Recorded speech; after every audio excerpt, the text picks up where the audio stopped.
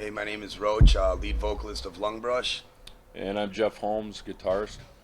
And LUNGBRUSH started in May of '95. We've been together for 4 years now. And we're a hardcore metal act out of Chicago. And basically, we just got signed to Pavement Music back in November of '98. Things are going really good. We're looking to do our first U.S. tour sometime in June. And basically, that's about it. Cool.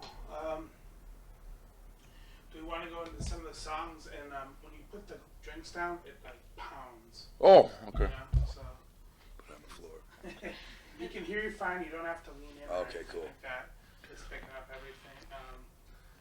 Some of the, some information behind the words and the lyrics. Okay. Sure. A lot of my songs that I write are about, Okay, Jeff, you do that. okay. Right. Jeff. Oh, yeah, I'm on. Right. We've been going. We've been. Yeah, you'll just stay on. It's easier than starting. Okay, a lot of LUNGBRUSH material is about real life experiences and I don't know. Well, like we hit all kinds of topics, as far as maybe we touch on racism and things that we know about, like drug and alcohol abuse and relationships and things that you experience everyday in things. life. Yeah. Just what you learn off the streets. We're a little bit political too. But basically, it's basically about just real life situations and experiences in life. Basically, we're a underground band. We're a people's band. We understand what kids are going through today because we've been through it and we're still going through it. So we just try to touch base with our fans and everyday life. With people that we deal with. So. Okay. That's basically about it. Do you want to go into Heroin Suicide a little bit since you specifically wanted to use part of that song? Yeah, sure. Why don't you explain that, Jeff? Yeah, Heroin Suicide is basically about how we were looking at all these bands that were big major bands that were very successful and then end up in tragedy over the use of heroin. And it's pretty much kind of targeted at the grunge scene and how so many of those bands broke up or died off of it. Yeah, Kurt Cobain, Sublime, both of those singers are gone, and the list goes on. Alice in Chains have had problems with it. STP, Chili Peppers, everybody. Everybody's, it's just it's a wicked drug, It ain't like we're not really overly preachy on it. It's just stating a fact that what's happened, It's just that a lot of these great bands are very talented, and it's just a waste of talent because they get hooked on this drug because it's such a strong drug. And when you get on a drug that strong, it's so hard to pull out of it because everything else in life is secondary. When they first started out, music was their number one thing, and it just, that kind of a drug will just take over everything in a heartbeat, That's why, like in the song, it says, "Where's your God? He's dead and gone." Yeah, the God is their heroin, It ain't like stating God up in the heavens or and down in the end, below, it ain't there for him anymore. It's just basically your best friend, and then it becomes your worst enemy, like any other kind of substance that you abuse. Cool. Let's go into the personalities of the other members that aren't here. Introduce them, what they do, and a little bit of personality. All right. Well, Ricardo Salinas, he joined us a couple years back. We had a different drummer at the time. There was just different musical differences and stuff like that. And we got Ricardo back, I believe, in '97 of May. And he's a real fireball. It was a good breath of fresh air for us, because he brought like style of he was really into hardcore punk and also into hip hop, which was the hip hop thing is a side that we never ever got into, but now it's kind of an interesting aspect to bring that into the drumming style of our music. He's very versatile.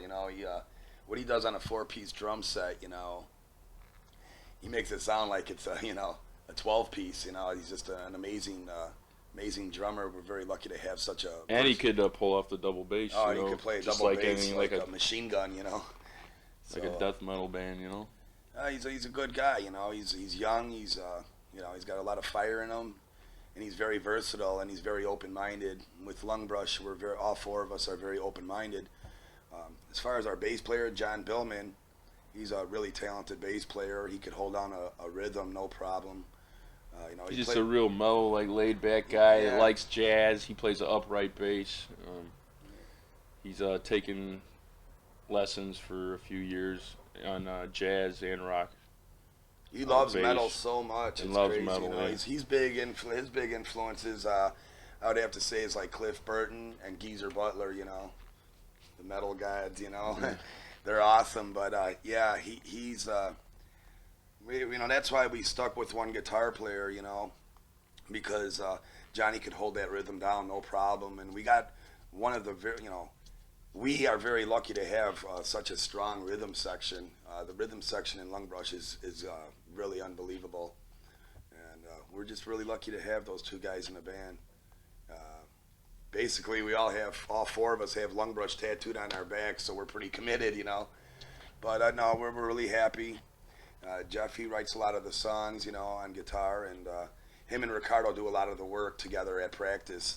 They'll just riff out and work on beats and riffs until they come up with something really good, And then Johnny will put his 2 cents in, and then as far as like lyrics, I'll come up with a paragraph, and if I get stumped and I can't write no more, Jeff will come over and take over, or vice versa. Jeff will come up with the song or the title, and he writes 4 lines or a paragraph, and then I'll write the rest of the song. Same thing with Johnny, all 3 of us write the lyrics. Nobody gets to, everything that LUNGBRUSH does is teamwork. That's what a band is, It's a family, it's a team. No egos, no attitudes. We all get along really well, Sometimes we want to wring each other's necks, but what band doesn't, So For the most part, we get along great. Did you tilt the mic up a little bit? Sure. Sorry. I don't know why. Let's go into the past a little bit. We'll start with you, Roach. Both, how you got turned on to music, actually, first. Whether it was a parent, a friend, a neighbor, somebody like that. What band really caught you, and then before you started your first bands. And You want me to go way back? just kind of the deep roots, yeah. Well, the deep roots, I'm not going to lie to you, was Motown music. When I was like 5 years old, I used to watch a lot of Soul Train with my mom. It sounds kind of funny and all, but I was really into the Beatles a lot, like the White Album and Rubber Soul. And, that was really all good and all. And then when I became a teenager, I strayed away from all that. I was like, oh, God, it's lame, But it started with AC/DC with Bon Scott. And I was 13 years old. I went to the Aragon back in 1979. And it was Bon Scott singing. It was the Highway to Hell tour with AC/DC. And Pat Travers was opening up for them. And I heard his voice, and my voice is nothing like his, believe me, but it was such an inspiration, And then it all led from like AC/DC to like Scorpions, like Virgin Killer, and then Old UFO, and then from Old UFO, it was like, of course, Ted Nugent, Crocus, Saxon, all the greats, and then Accept and stuff like that, and then Iron Maiden. I was like 16 years old, and I liked the first singer, Paul Di'Anno from Iron Maiden. He was really raw, and I liked the real raw sound in metal. And then I went to the service. I dropped out of high school and I went to the service from like 17 to 19. And then I came back, and there was my buddies, that I grew up with. They were in a band called The Plague, and my guitarist, my old guitarist, Fly. He's like, man, you got to listen to this stuff that we listen to, He's like, I was like, what are you guys listening to? What is this, man? He's like, this is DRI, and MDC, Millions of Dead Cops, and Cro-Mags, Agnostic Front, and I never really was introduced to hardcore or thrash or speed metal, and I heard of like Megadeth and, like Metallica and stuff like that. And at first I really didn't like it. I'm gonna say, wow, what happened to the feeling of like Ted Nugent, Double Live Gonzo and stuff, like this is the new stuff, you know. This is the stuff that's happening, you know, and this is like back in, and then Slayer, you know, and this is back like '87, you know. So I went to go see a hardcore show. It was Suicidal Tendencies. They played with a band at the Riviera called Out of Order. It was a Chicago band, and you know, I was tripping on 4 hits of acid, and I saw Mike Muir, you know, and I was like, wow, that guy's psycho, you know, and well, I'm sure the acid had a lot to do with it too, but ever since I seen that, it just grew on me like overnight, you know, and I was like, this is really cool stuff, you know. I want to do this, you know. And that was when the Plague was starting. That was my first band that I really was really in. And so we practiced, you know, for 2 years as the Plague, and started doing our shows in '89. And all these hardcore bands that I mentioned, we started opening up for them, you know. The Cro-Mags, Agnostic Front, Murphy's Law, MDC, you know, and stuff like that, and Destruction, and Pantera. Back in '90, they were coming out with Vulgar Display back then, and it was like other bands too, like Fate's Warning. You know, the Plague was a crossover band too back then. It was metal and hardcore, just like LUNGBRUSH is today, except it was hardcore and metal in the '80s style, where LUNGBRUSH today is of the '90s. You know, and I like those two elements. A lot of bands, when they put hardcore and metal together, they really don't do a good job of it. But if you could get a good chemical there, and if you do it right, man, it comes out, you know, brutal as hell. So yeah, that's a little bit of my past. I was with the Plague from 1987 to like 1994, I believe, and that fell apart because of musical differences, you know. And then I was in a band for 1 year called Mad Dog, and well, I'm not too proud of that band. That didn't work out too well, you know. The songwriting just wasn't there, you know. We had great musicians in the band, you know, but the songwriting wasn't there. And I basically just gave it up after that. And then the old drummer of LUNGBRUSH, he kept saying, "Hey, Roach, man, you know, we hear your music, your voice with our music." And back then, he was in a band called Mordant. That was Jeff's old band. It was a death metal band, and I was like, you know, I don't like really play or sing death metal, you know. Yeah, but don't worry, man, just sing a little bit lower. Don't worry, you know. I used to sing like a Udo Dirkschneider, you know. I used to sing with that, you know, real nasally, you know, gonzo voice or something, you know. But that was fitted for back in the day. And he's like, you know, so basically, if it wasn't for Jeff, you know, he kind of reconstructed my style of singing, and what I do now with LUNGBRUSH today is I'll incorporate the old school singing of the hardcore vocals with the new school type singing of today, and that's where you get LUNGBRUSH type style, you know. So it's really cool. We're very happy with it, you know. But that's basically a little bit of my, you know, past. That's a good one. Yeah. Can you do something like that? Mine isn't quite as exciting. Okay. Actually, I First kind of music, you know. what I was first into. Oh, Well, jeez. who turned you on to music? I mean, there's always someone. It's really hard to say, but I think I really wasn't all that interested in music until around junior high, and I just started hanging out. My friends had Judas Priest shirts on, and so I started listening to that. I really liked Ozzy Osbourne a lot, and then I went to high school, and all my friends were into punk rock, and so I listened to the Sex Pistols. I listened to Dead Kennedys, and so I kind of came from the same background that had both heavy metal influences and hardcore punk influences. And then I ended up by playing in like a kind of like a speed thrash band here in Chicago when I moved from Minnesota to go to college here, and they were called Onyx Sterling, and we played out a lot, like at Thirsty Whale for about 2 years, and it was a lot of fun. It was a good experience in learning how to play, you know. And then I got into death metal for a couple of years, which I still like, and we formed a band called Mordant, and that's how we ended up.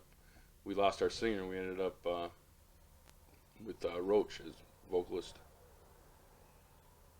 Cool. That's about it. Happy ever since. Well, I was gonna drop some Plague footage in, like while he's talking about that. I've got more down footage too. Throw it in. Yeah. Cool. Throw it over. And Some Did I see wild it? show. It wasn't with Lori though. It was with Tom.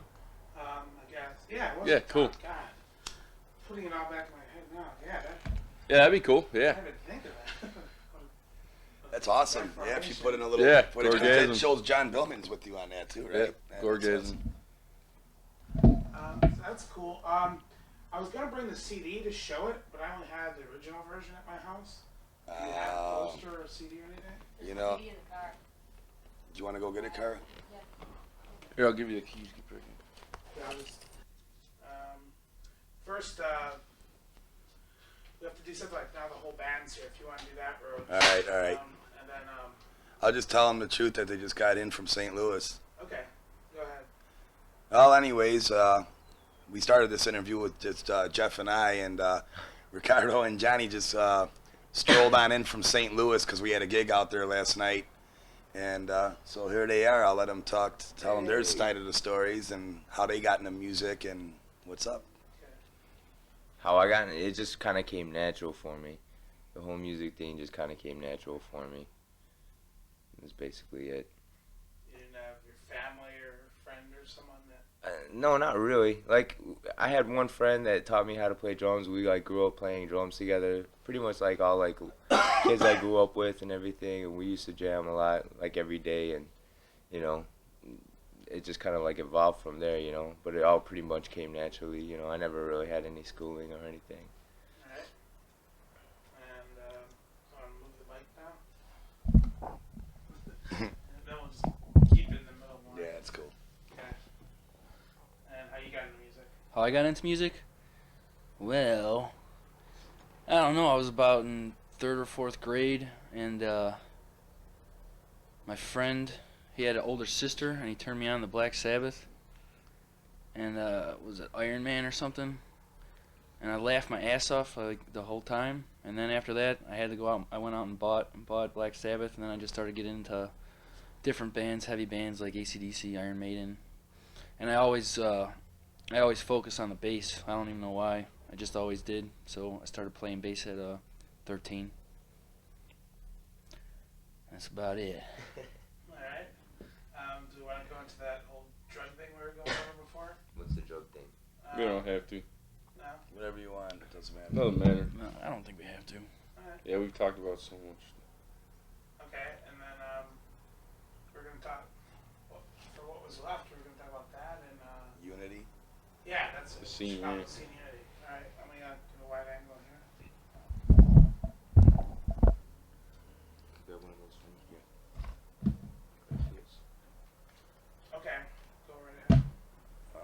Well, basically, the Chicago scene has been getting, it's always been there, but it hasn't. And what I mean by that is, basically because the fans of today and in the 90s, people are more open-minded, and you have such a different variety of music. Like the last couple Metro shows that we put together, we have a lot of friends and a lot of bands that we're friends with, and they're all different styles. You know, some of them are like industrial metal style, some of them are death metal, some of them are hardcore. And what's cool about LUNGBRUSH is, you know, we're open-minded enough to let them play with us, you know, and it's cool because when you get more of a versatile style on a billing, of course it's going to be a bigger scene because everybody likes different things, you know. But we really believe strongly in unity of the local scene, you know, for the simple fact because there wouldn't be no scene if there wasn't, you know, a unified effort. So, you know, we get bands to play with us, you know, like we're a crossover band, we're hardcore and metal, so we could play with, you know, any punk band or hardcore band, or we could play with, you know, metal bands, power metal bands, death metal bands, it doesn't matter, you know. As long as, you know, basically we just want it to be heavy and aggressive. If it's really heavy and aggressive, you know, that's what we're all about, you know. That's you know, what we and, fit with the you know, best. yeah, and that's what we fit with the best, you know. It's as long as it's in, you know, in your face, you know, and you're giving all you got, you know, and you believe in what you do. You know, nobody could tell you anything, you know. You know, they can't say really much, you know, because it's right in their face, you know. And I really think Chicago's like waking up on the unity thing. I think people in bands are starting to realize that, hey, you know, the people can like more than one band, you know, in the scene. It's like, because I like Sepultura doesn't mean that I can't like Fear Factory or something, you know. So people, I think, are really waking up to that fact, and if the bands work together, it really does. You can really accomplish things, you know. I never thought that we'd be packing the Metro, you know, and look what happened, you know. Metal back at the Metro after all these years, you know, locally. It's been a good 10 Great. years, huh? Yeah. Long 10 years. Last time the local scene in Chicago was probably back in '87. I'm not really sure the exact year, but it was in late '80s, and it was like E-Trobe and bands like that. Street metal, they called it. But, you know, and bands like Mayhem and stuff like that, you know, that, you know, really brought, you know, metal it was just so cool back then, you know. I mean, there was circles, you know. When I mean there's vicious circles, you know, like now kids mosh, well, they basically beat the hell out of each other, and if they want to do that, they paid for that. That's their money. They can do whatever they want, you know. It's cool. Sometimes I'll even get in there, you know, throw down a little bit, but you know, I mean, back in the day there used to be vicious circles like with DRI and you know, MDC and you know, Cro-Mags and stuff like that, Murphy's Law.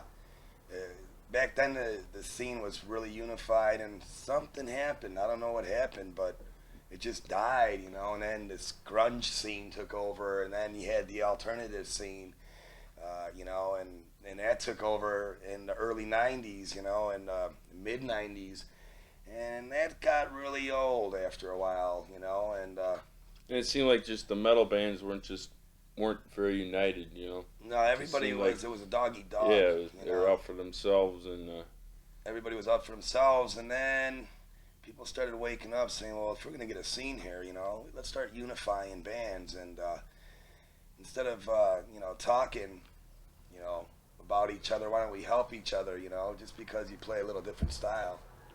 You know, there ain't no reason, as long as you're heavy and aggressive and your ball's out. That's the way I like to put it, you know. yeah, it's like we've played with everyone from the you know, local heavies like Macabre to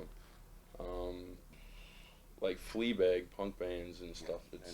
It's cool, man, and we fit in with all of them, you know. It's like we're friends with them, and we get along. We work hard to promote a show, and you know, you start accomplishing, you know. You set a goal and you go for it, you know. These other bands that we do shows with the Metro, like everybody wants to play with us now because, you know, we're successful at the Metro, and we'd love to help every band, you know. And believe me, it's just we got to help us too, you know. And now we're focusing on touring, you know, for our first time in June. But we try to help everybody out we can, and if we can't, you know, we can't, you know. But it's not because we don't want to, you know. It's just, you know, as much as you want to unify the scene, you still got to look out for number one, and that's yourself. You know, it's a dog eat dog business, and we know that. You know, But as long as the bands are working together, you know, Yeah. I'm sure. You know, what I think metal at the Metro is definitely going to continue. You know, they saw that it draws still today, and it's you got it's coming back. You know, 1,000 metal maniacs out there. You know, it's Yeah. like this scene is. It's about time, you know, and it's because the bands have united, you know. What do you say, Ricardo? Oh yeah. Well, if you have any final thoughts, I mean, I just got everything I need. Basically, we just want to say thank you for the interview. Thank you. yeah, thanks. And we want to say to all of our fans, thank you for everything. And we're going to still plug along, try to be aggressive and heavy as we always been. Keep the underground strong, you know. Keep the underground strong, and we'll see you in town soon enough, you know. Basically, that's about it.